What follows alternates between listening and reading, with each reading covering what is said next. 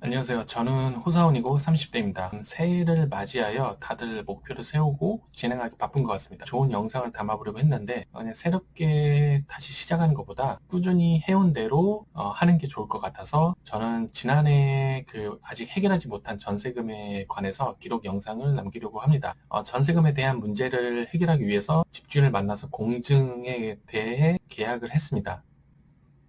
오늘은 공증에 대해서 기록 일지를 남기려고 하는데 공증을 진행한 거는 작년 12월 30일 월요일이었고 진행 방법과 비용 그리고 공증하는 이유를 간단히 기록을 남기려고 합니다. 진행하는 방법은 공증사무소에 가서 신분증과 인감도장을 가지고 계약 내용을 공인 앞에서 합의된 내용을 계약서에 남기면 됩니다. 저는 전세금이니까 언제까지 전세금을 주고 이자는 얼마 줄 건지 계약 안에 안 주면 압류 처리를 하겠다라는 내용으로 계약을 했습니다. 전체적으로 드는 비용은 전세금은 3천만 원이었고 3천만 원당 약 10만 원에서 12만 원 정도 드는 것 같아요. 비용 부담이 크면은 아마 비용이 많이 나올 수 있습니다. 그리고 비용 처리는 집주인이 처리를 했습니다. 공증하는 이유에 대해서 설명을 드릴게요.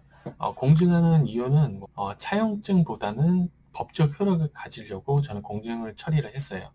저 같은 경우는 집주인이 어느 정도 협조를 하고 있었고 전세금을 반환하기 위해서 기간이 필요한 사항인데 법적 효력이 있는 서류를 남기고 싶었어요. 그래서 저는 진행을 했습니다. 추가적으로 제가 겪은 경험에 대해서 다시 좀 말씀을 드릴게요.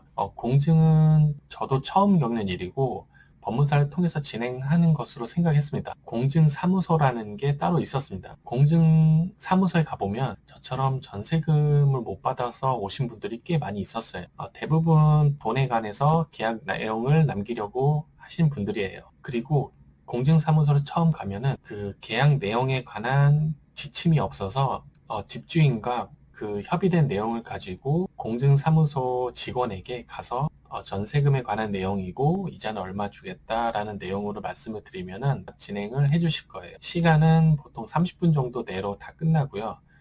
만약에 뭐 인감 도장이나 도장을 많이 가져오지 않았다고 하면은 바로 옆에 도장을 만들 수 있는 곳이 있기 때문에 바로 만들어서 진행을 하시면 됩니다. 추가적으로 제가 합의한 내용에 대해서 좀 설명을 드릴게요. 제가 제시한 건 기한을 다시 정했습니다. 최대한 돈이 나올 수 있는 기간까지 주었고 이유가 어떻게 되든 간에 못 주면은 압류를 하겠다는 내용으로 일방적으로 말했습니다. 이자는 월세 정도 받기로 했고 30만 원 정도 받기로 했습니다.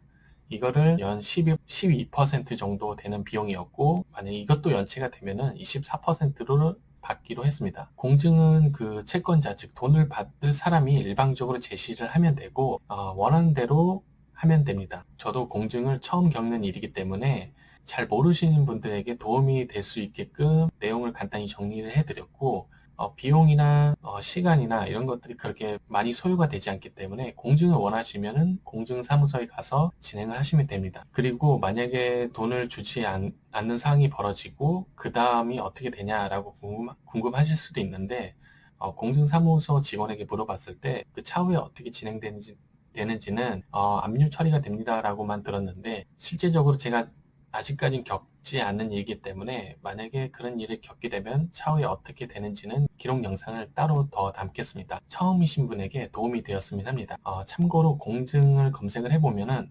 공증하는 내용이 자세히 안 나와서 좀 복잡하고 어려울 수 있는데 생각보다 쉽다는 겁니다. 저와 비슷한 상황이거나 도움이 필요하시면 언제든지 댓글을 달아주시고 제가 아는 선에서 답변을 드리겠습니다. 그리고 공증 이후의 상황 처리에 대해서는 법률 상담을 받아서 자세히 알아볼 거고 거기에 대한 지식이 정리가 되면 기록을 남기겠습니다.